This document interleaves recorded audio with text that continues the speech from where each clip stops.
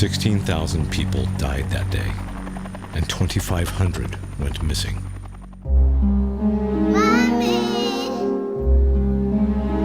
For the rest, it was a lifetime traumatic incident. Many, many people lost everything.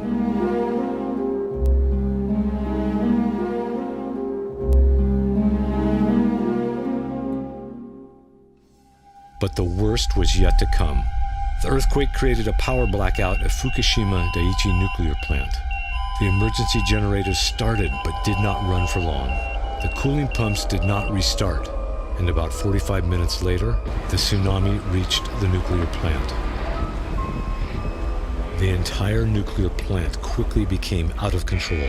Without the cooling pumps, the temperature of each reactor went off the chart. A multiple meltdown was threatening to happen.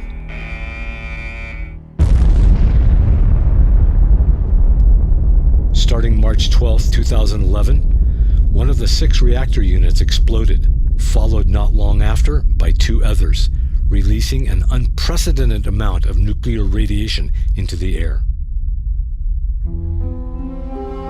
Fukushima is the world's largest ever industrial catastrophe.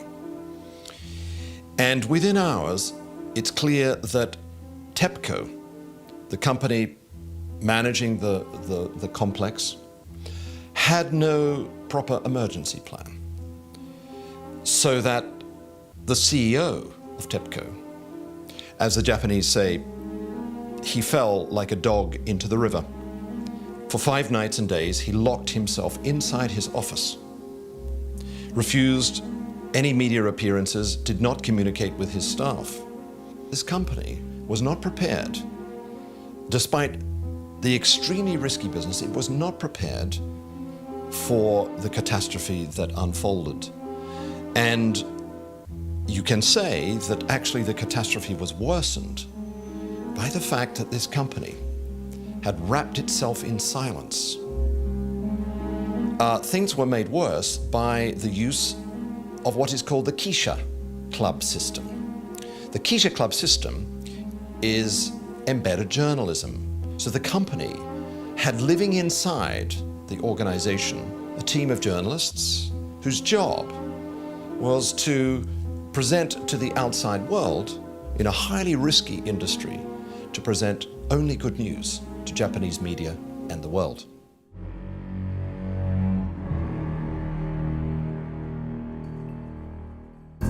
According to multiple newspaper investigations, 2 agencies were involved in the cover-up: the Nuclear Industrial Safety Agency and the Ministry of Economy, Trade, and Industry. One is the government regulator, and the other is promoting the nuclear industry. They are also known as the nuclear village. Because this illegal collaboration also involves the media that relies on energy industry advertising, Japanese organized crime, cover-ups, and political corruption, some analysts refer to the nuclear village as the nuclear mafia. Japanese media was ordered to censor information. The Japanese government failed to protect its people.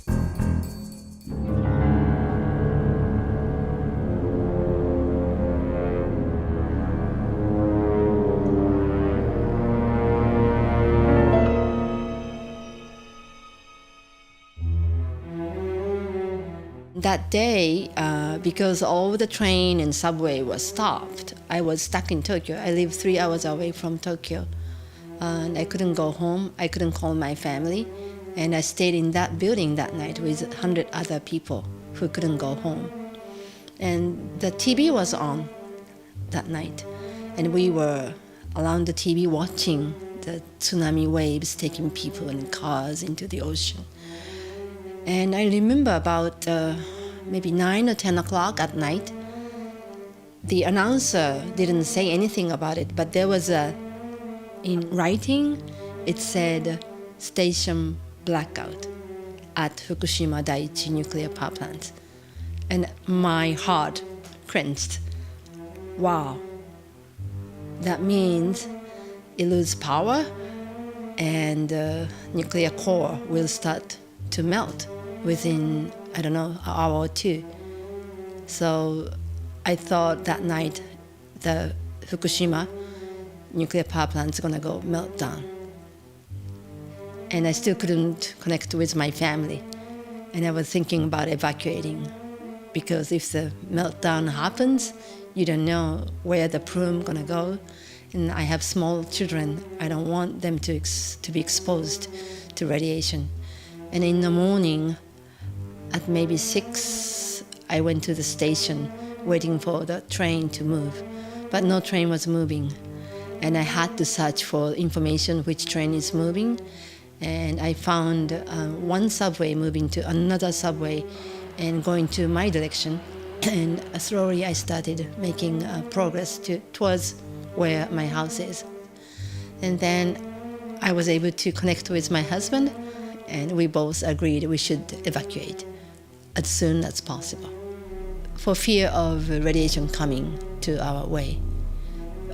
But on TV, they said it's under control, and they kept saying that for 2 months. You know, the nuclear power plant was already melted and it even exploded, but they never admitted the meltdown until May. So people in Fukushima during that time were severely exposed to radiation because they have to go out, get water. Water was shut down, so they have to line up for the water and food. And women with babies, they are outside when the strong radiation was being emitted to them.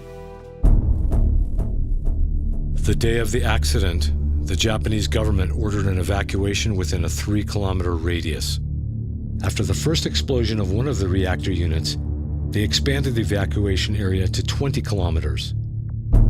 On March 15th, after 2 more reactor units exploded, the government instructed residents inside the 20 to 30 kilometer radius zone to stay inside their houses. The radiation level around Fukushima Daiichi was precisely known but not released from the government. On March 15th, people were not aware of the highly radioactive particles spreading northwest of the nuclear plant by the wind and the rain.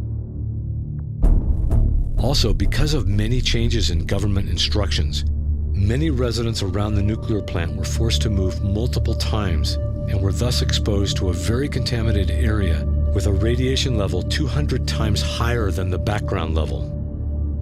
But for others who were evacuated in low radiation areas, within about a month, it was too late. They had already been exposed and contaminated.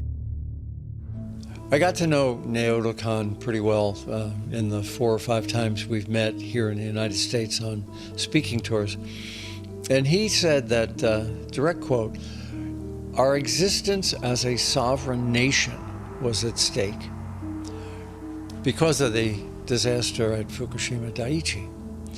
And I said to him, "Mr. Prime Minister, I think you did the right thing with the information you had." And he turned to me and he said, "The information I had was neither timely nor accurate." So the people that operated the reactor, Tokyo Electric, and his own regulators were lying to him. 2011年3月11日の福島原発事故、これはまず大きく言って2つの原因で、起きた原発事故でありました。一つは言うまでもありません。我が国においても歴史的に稀に見る大きな地震と津波、それによって福島第一原発のすべての電源が喪失をする、それが第一の原因であります。しかし実はもう一つ大きな原因がありました。それはこうした全電源喪失、あるいはこのような大きな津波ということを全く想定していなかった。そしてそれに備えての準備、ハードの面においてもソフトの面においても一切そうしたことに備えをしていなかったという、いわば人為的な原因。After the nuclear accident, Prime Minister Naoto Kan ordered all nuclear plants to be shut down for safety. He resigned from his position in August 2011 with the condition for his government to move into renewable energy and to rebuild the damages from this disaster. After his departure, he became an advocate against nuclear power. However, in 2012, nuclear advocate Shinzo Abe won the election and became prime minister. Not long after, in 2014, his government forced people back to their homes in supposedly decontaminated areas, or they would lose their government support. The cruelty, the cynicism of this government, and one other thing I want to tell you for sure, that I found out, that nearly every member of parliament, leaders of the major political parties, executives of all the corporations have moved their families out of Japan. Shanghai is the largest community, Japanese community, outside Japan now. Hundreds of thousands of people there living in luxury apartments, while these same people are telling the people of Fukushima, go home. Okay? It's 10 kilometers from Fukushima. Go home, it's safe. While their families are overseas, in Los Angeles, in Paris, in London, and in Shanghai. If it's safe, why they left? They tell us it's safe to live in Fukushima and to eat Fukushima food, and they promote eat Fukushima food to support the Fukushima people. There's a campaign by Japanese government. You know, you eat Fukushima rice or Fukushima produce to support, and people believe it. Like they have compassion for Fukushima people, so they want to support, right? And if the government do that kind of campaign, they believe it and they do it. I was there in Fukushima, my first visit. I've been inside the Fukushima exclusion zone 10 times. My first time was in April. I went soon thereafter in June. I got radiation burns all over. It hurt right down to the marrow. You could feel it right down to the marrow of your bone. Your skin gets red and it leaves a lot of spots. So the contamination was very serious, and you could see it when I was walking down the street in Soma, the town of Soma by the coast north of Fukushima. She says, the sky has been so strange. It's so weird, the colors in the sky. And yeah, you can see these rainbow hues in the sky all over, very weird light. And this is all from radiation, those massive amount of radiation. Another thing I feel about the Fukushima people and children is the medical society is trying to get the live data. They're doing big research on human research. You know, they usually use mouse or the animals for testing. They are testing humans, real life humans, and see what happens to long-term, low-level radiation. At Fukushima Daiichi, the world is already seeing deaths from cancers related to the disaster. A TEPCO worker has recently been diagnosed with leukemia, and several others have also died of cancer already. And there'll be many, many more over time. The numbers we're getting about the exposure to the Japanese workers are distorted. On top of that, we're finding a huge increase in thyroid cancers in the surrounding population, on the order of 50 times higher thyroid cancer risks to children than would be statistically expected. It's a serious problem, and it's going to get worse. Unfortunately, the Japanese government's not telling us all the evidence. There's a lot of pressure on the scientists and on the medical community to distort the evidence so that there's no blowback about nuclear power. In May 2012, the UN reported that aside from skin contamination of several workers, no clinically observable effects have been reported, and there is no evidence of severe radiation injury of the 20,000 workers who participated in TEPCO's effort to reduce the accident at the plant. In their final report in April 2014, they concluded that the rates of cancer or hereditary diseases on the population does not show any apparent rise because the radiation doses were too low. The most important health effect is on mental and social well-being because of the tremendous impact of the earthquake, tsunami, and nuclear accident, and the fear and stigma about the risk of exposure to radiation. Numerous Japanese doctors who've told us that if they tell their patients what's really happening, that their illness or their cancer was caused by Fukushima Daiichi, they'll lose their hospital privileges and they'll no longer be able to practice medicine. There's also a thing in Japan called the State Secrets Act, and the Abe administration is actually capable of throwing scientists in jail if they publish information about these cancers. In the first year after the nuclear disaster, there were numerous studies indicating bloody noses were increasing in school. One teacher had 24 of his 25 students had bloody noses on the same day. Now that's not normal. And yet the Japanese establishment is attributing the bloody noses or the hair loss or the hoarseness in the throat to the stress from the nuclear accident, but not from the radiation. In fact, it's definitely all of these symptoms related to the radiation release from Fukushima Daiichi. But what is radiation? Deep inside the center of every atom are tiny particles called protons, combined with other particles called neutrons, and surrounded by a shield of electrons, altogether creating an electric balance. Some atoms have the right ratio of protons to neutrons, while in others the ratio is wrong, making the atom unstable and creating radiation in the form of gamma rays, beta and alpha particles.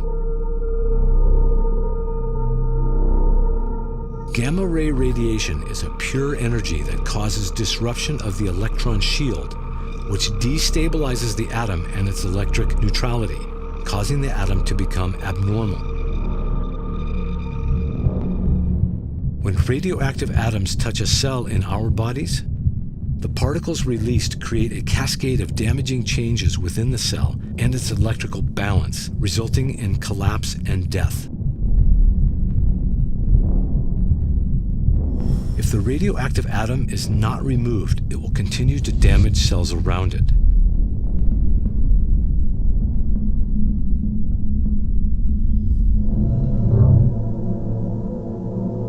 When these radioactive atoms get inside a cell, they contact and then damage the DNA, disrupting its electric balance, causing the cell to undergo pathological reproduction, resulting in cancerous masses.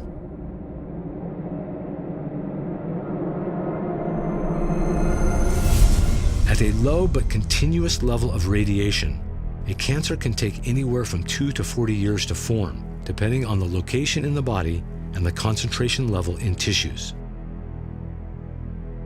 At extreme contamination, the impact on tissues can cause death in a very short time. Let's look inside a nuclear reactor. An astonishing amount of uranium atoms are split every second in a chain reaction, creating a tremendous amount of new, smaller radioactive atoms. If these radioactive atoms escape, they are tremendously damaging to all life forms, humans, animal, fish, and vegetation.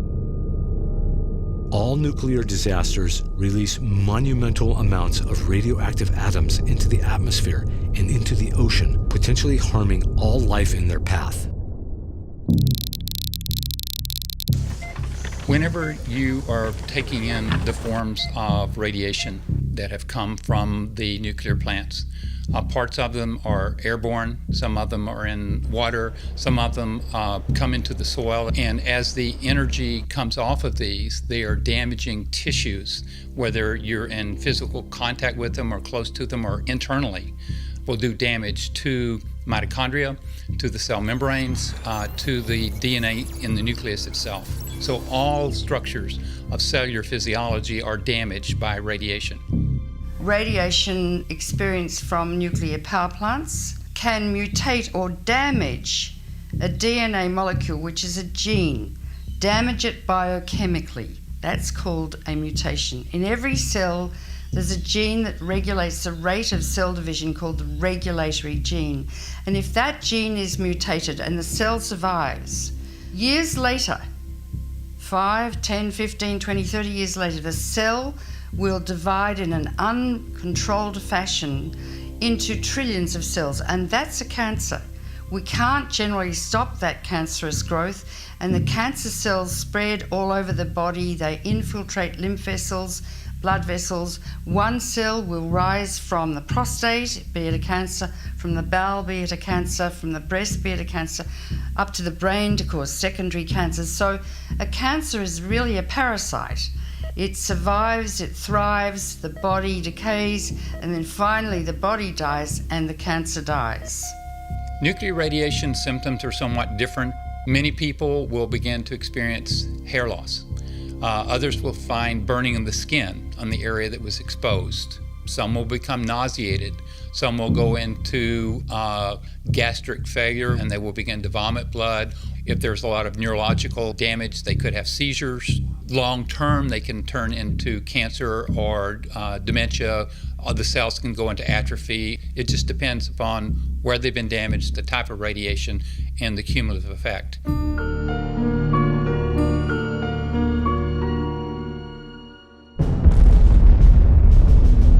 Why do we have these atomic reactors and these atomic power plants?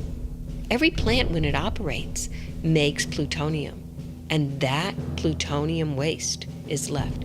These lead all the way back to nuclear weapons, atomic bombs. And the atomic bombs are made from the waste of reactors. And there's no solution for what to do with any of this waste. It doesn't exist anywhere on the planet. Atomic power came as part of the Atoms for Peace program from the atomic bomb. And these atomic reactors, the industry said that electricity would be too cheap to meter. Atomic power is now the most expensive power there is on the planet. It is not feasible. It never has been, because the externalities, that's the financial term, for the costs that are not factored in, the cost of mining, the cost of making the uranium into fuel rods and shipping it and putting it in the plants, the cost of cleaning up the waste at the mine sites, and the chemical process that's done to leach the uranium out of the ground, none of that is factored in. At the end of life of a nuclear plant, it has to be dismantled, decommission is the process, and then supposedly store the waste. But where and how? There is literally no technology available that can do that permanently. It doesn't exist. And any organization that tells you, oh, we can store the waste for as long as we have to, the maximum amount is 100 years that these technologies will even work. There's one repository in Finland that claims 250 years. But the waste is going to be here for 250,000 years.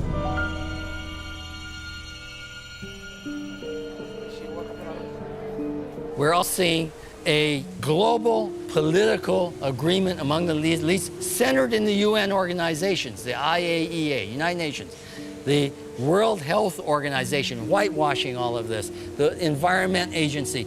All the international agencies are whitewashing what's happening in Fukushima. We take dosimeters and Geiger counters in there, we see a much different story. And you know, there's not many people who go in the exclusion zone, okay? I'm one of the few. Because if you want to stay overnight, bring a tent, and I tell you, at nighttime, when there's downdraft from the mountains, radiation rises by 3 times. When I first joined the nuclear industry, I had looked at the atomic bomb and thought that the Atoms for Peace program was something that would change weapons of war into instruments of peace. In my role as a public relations rep for the nuclear industry, that I would be helping people around the globe, and especially here in the US. And I was wrong. I was really, really wrong. The things that I was taught simply aren't true. The things that I learned from the nuclear industry in the classes that I took, with my journalism background, total untruths. And as we've learned from the meltdowns at 3 Mile Island, Chernobyl, Fukushima Daiichi, we learned that none of the systems the industry taught me were built in to protect our species, protect women and children, to protect life on this planet. They don't work. They failed. Some of the lies were that, for example, containments never leak. A containment built around the atomic reactor is put in place to prevent any radiation from escaping. Yet, it escapes every day as nuclear power plants operate. And then, when too much builds up, the operators often vent their reactors, or in the case of any kind of mishap in the reactor, they vent radiation to make sure that they don't explode like they did at Daiichi. So these containments, not only do they leak when there's a calamity happening, but they also leak on a regular basis. They just do not contain the radiation. The industry was based out of the Manhattan Project. So that was weapons manufacture. Much of it was done in secrecy. And a lot of the terminology is what I call nuke speak. There was even a book put out maybe 30 years ago called Nuke Speak. And it talks about the jargon the industry uses and how hard it is for people to understand that jargon. The expert witness testimony that we've done I'm very careful to make sure that we clearly define all these terms in lay language so that the average person, journalist, filmmaker, judge, jury, legislator can understand what is being said so the everyday person knows. And the industry has several times criticized us and tried to have our reports thrown out, saying that they're not technical enough. Yet all the technical information is in there. There was a special federal study in Germany that the politicians chose to do because they expected it to substantiate what the industry was saying, that nothing happened around nuclear power plants. But what they found was that within different circles around the plant, 3 kilometers, 6 kilometers, within distances, the radiation releases caused significant numbers of childhood leukemias. You could see it. In the US, the nuclear industry has fought consistently to not have that data made public. And the United States finally got funding, and they started, through the National Institute of Health, to do the same study that was done in Germany. Lo and behold, just a month ago, the Nuclear Regulatory Commission said it's no longer going to do that study. It doesn't have enough funding, and it has to shut it down. And my supposition, and the doctors I've spoken to and the scientists I've spoken to, is they're already getting data they don't want to make public. I was a reporter, and reporters don't really read. Their editors tell them, oh, this corporation just announced that they did X, Y, Z. Check it out, read the report. Well, the report is 450 pages. They can't decipher that. They don't understand the nuke speak. So they'll take a whitewash that the nuclear lobbyists have given to them. Nuclear Energy Institute is a big spokes company for the industry, and the media just repeat it and repeat it and repeat it. And no one can get the truth out. It's very, very difficult. The media, some media covers us now because we've created a reputation of speaking truth to power. Following the disaster, during April and May 2011, more than 300,000 tons of radioactive water had been discharged into the Pacific Ocean. In July 2013, despite the repeated denial of leaks, TEPCO finally admitted that radiation contamination of groundwater had indeed been happening. There's been massive dumping of water from Fukushima into the water since 2011, which continues, and the types of compounds, the ratios are changing, but still massively radioactive mix. Flows across the North Pacific, on the North Pacific Current, to around Vancouver area, British Columbia, where it splits apart. The northern branch going to the Alaska Current, and the southern going down the California Current, going down the coast to Peru, and the trade winds current across the Pacific to the Philippines. That whole cycle now has been completed. So we've got a whole cycle, a circulation of radioactive water going around. The airborne releases are relatively low at this point, but not zero. But now we're getting the water. And it's like a bathtub that has not been, the spigot has not been closed off on. The water that we are now seeing in the Pacific has traveled all the way from Japan, 5,000 miles. The Pacific's a big place and has diluted the amount of radiation, but it hasn't gone away. And it's going to continue until Fukushima stops leaking into the Pacific. The solution to reducing the amount of water, of radiation in the Pacific is to stop the leaks at Fukushima Daiichi. And the Japanese government has done a terrible job of that. And the international community has not stepped in and said, hey, let's all help here.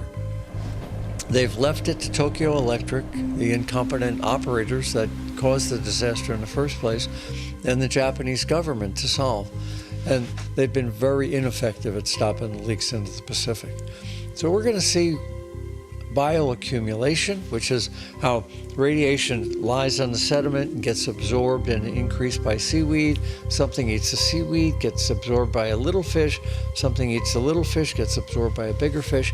We're going to see these radiation levels bioaccumulate up the food chain for years until they stop the leaks at Fukushima Daiichi. You know, fish swim thousands of miles. So no one's testing the fish on the west coast of Canada or America. Fish could swim down to Australia. You don't know you're eating radioactive fish because you can't taste, smell, or see it. So it's a silent, insidious, cryptogenic killer. When I went to school, there was this concept of dilution is the solution to pollution. And the Japanese are saying that by releasing huge amounts of radiation into the Pacific, it's being diluted out and no one's in danger. That's wrong. There will be thousands of people in the Pacific Basin who die of that radiation over the life of the radiation, which is 300 years. The issue really is that they won't be able to say it's you who had cancer. They can spread out the exposure over a large enough population that they won't be able to identify who it was who died. But that people will die is certain, and that it'll be tens of thousands of people around the Pacific Basin is also certain. Everybody knows that, and nobody wants to talk about it. There is no safe level of radiation. I repeat, there is no safe level of radiation. Each dose of radiation you receive is cumulative and adds to your risk of getting cancer. That's absolutely documented in the medical literature. But the nuclear industry will say, well, there are safe doses, and they're even saying, well, a little bit of radiation is actually good for you, and that's called the theory of hormesis. They lie and they lie and they lie. In 2015, marine scientists found that the radiation from Fukushima had reached the west coast of Canada. Despite the low level found along the coast, the unanswered question remains. In the long run, how much of this low-level radiation could harm marine life and human life? And since Fukushima is still leaking, what about the accumulation of radiation that will increase in the years to come? Scientists and oceanographers found tuna with traces of Fukushima-related contamination across the Pacific on the shores of the United States. Aside from the leakage and dumping into the ocean, since 2011, Fukushima Daiichi has accumulated more than 1 million tons of wastewater, stored in more than 1,000 tanks on the land of the nuclear plant. It ran out of land for water tanks by 2022. It has been suggested that the government could have solved the problem by allocating more land surrounding the power plant for water tanks, since the surrounding area had been designated as unsuitable for humans. Regardless, the government was reluctant to act. On April 13, 2021, the cabinet of Prime Minister Suga unanimously approved that TEPCO will dump the stored water into the Pacific Ocean over a course of 30 years starting March 2023. Many scientists and experts around the world are condemning Japan's solution, saying that it will create a bigger disaster, a threat to marine life and ultimately human life. In an official statement from an expert panel in August 2022 to the Japanese government and TEPCO, it was said, "The Japanese government's intention to dump its radioactive water into the ocean is very inadequate. There is no scientific basis that could say that the effect on the ecosystems will be minimal. The idea of dilution being the solution to pollution is outdated and not true anymore." Other nations are also very concerned about Japan's plan. In 2022, at the Pacific Islands Forum Leaders Meeting held in Fiji, Pacific Island countries expressed their concerns about it. In Vanuatu, for example, an archipelago of 83 islands in the South Pacific, opposition members of parliament made a call for the Vanuatu government to protest against Japan's intention to contaminate the Pacific Ocean, from where their people get much of their sustenance. There is something all Pacific Island countries share, and it is the ocean. When something happens at the other side, we are also affected. So I believe we have the right to say no to the Japan solution. We can't let them jeopardize our sustenance and our livelihood. Our people here are surviving mainly on the land, but also out of the ocean. So for the sake of our people, our country, and the sake of the Pacific Island nations, we ask Japan to reconsider what they are about to do.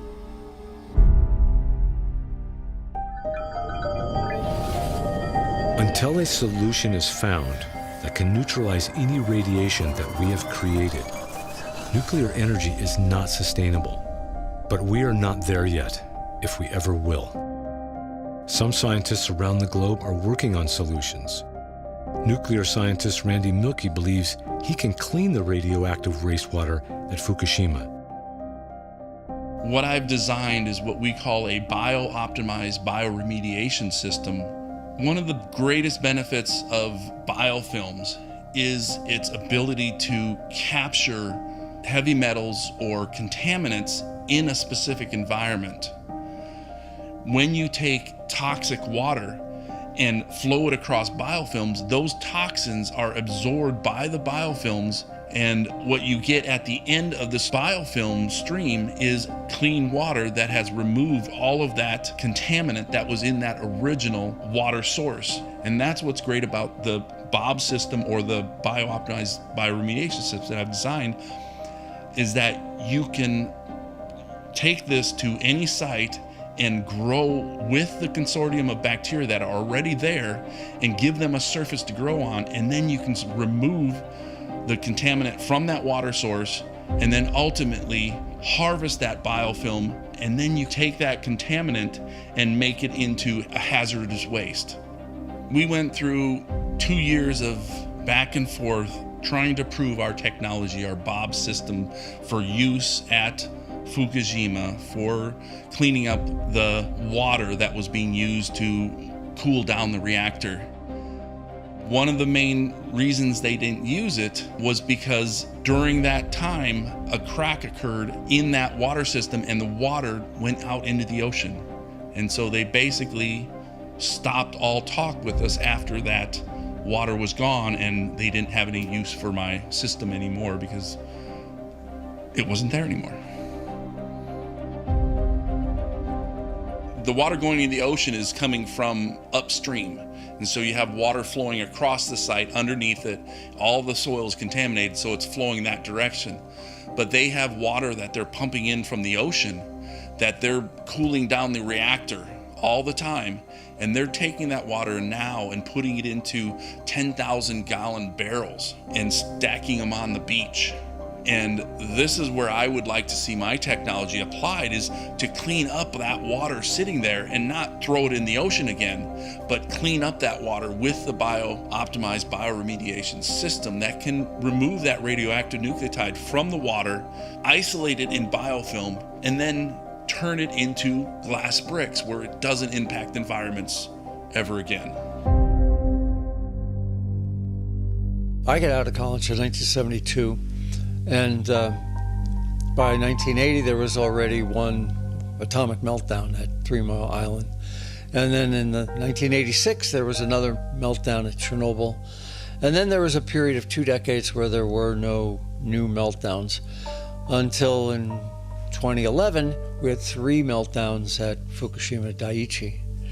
So that's 5 meltdowns in my career. So 5 meltdowns in 35 years is a meltdown every 7 years, roughly. Or essentially once every decade, the world needs to recognize that there will be an atomic meltdown somewhere. It might be in France, it might be in Russia, it might be in the US. But statistically, we know that roughly once every decade, based on the evidence of the last 40 years, we're going to have a meltdown every decade. The nuclear industry is saying they would like to build as many as 5,000 new nuclear plants, or 10 times more nuclear plants than we have today, which of course makes the problem of what are we going to do with this hot radioactive fuel for 250,000 years 10 times more difficult. Fukushima Daiichi has shown the damage that can be caused by an earthquake and the subsequent tsunami. And that earthquake was miles and miles out at sea. I'm not just worried about what radiation is coming from the continuing operation, but I'm worried about the disasters and the meltdowns that have happened, beginning with Windscale back in 1957 in UK. That was one of the worst nuclear disasters. Or here in California, the San Susana reactor meltdown, that was never publicized. The Department of Energy covered it up. And all of this radiation constantly. There have been so many nuclear reactor meltdowns, atomic reactor meltdowns. It's mind-boggling. And most of them have been covered up. And then there's the issue of waste abandonment. Many of these plants that are being dismantled and they're attempting to store waste don't have enough money to even take care of the plant for 20, 30 years, let alone this an astronomical 250,000 years that this waste needs to be monitored, protected. How are we going to do this? We shouldn't be making any more waste. Hopefully, the world will come to its senses and realize that renewable power is no longer alternative power. It's on the doorstep, it's here now, and it works, and it's cheaper than nuclear. A windmill produces power at about 3 cents, a solar array at about 5 cents, but a new nuclear plant produces power at 15 cents. Why are we doing this? It makes no economic sense.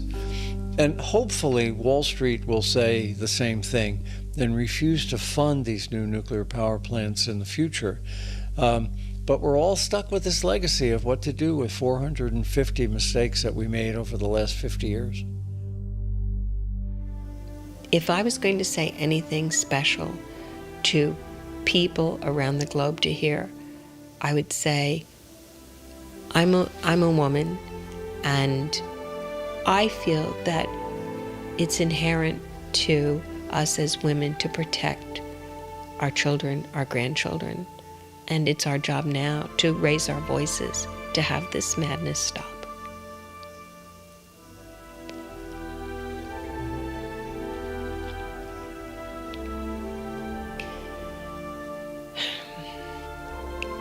I want to bring this planet back to a peaceful place. We have war on every continent. We need to plan for peace, and we need to plan a future for the generations that we're bringing into this world. Clean water, adequate food, and an environment that they can breathe the air and run in the sunshine. I want that for these children.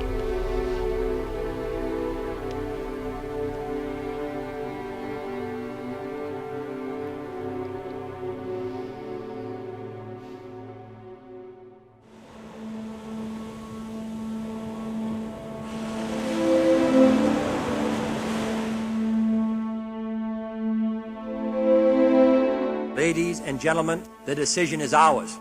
Never have the nations of the world had so much to lose or so much to gain.